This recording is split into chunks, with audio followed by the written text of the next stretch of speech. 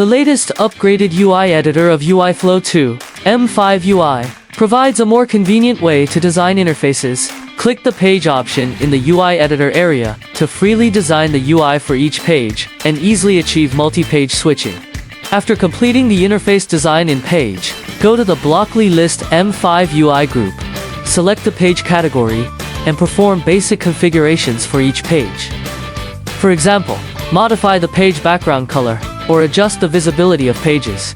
Next, we will set a function to switch pages every 2 seconds, achieving a rotation effect among 3 designed pages.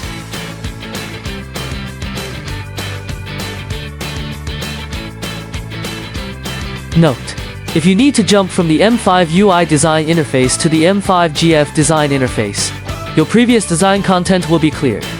If you need to change the orientation of the UI design to adapt to a special environment, you can click the rotation button to rotate the design interface.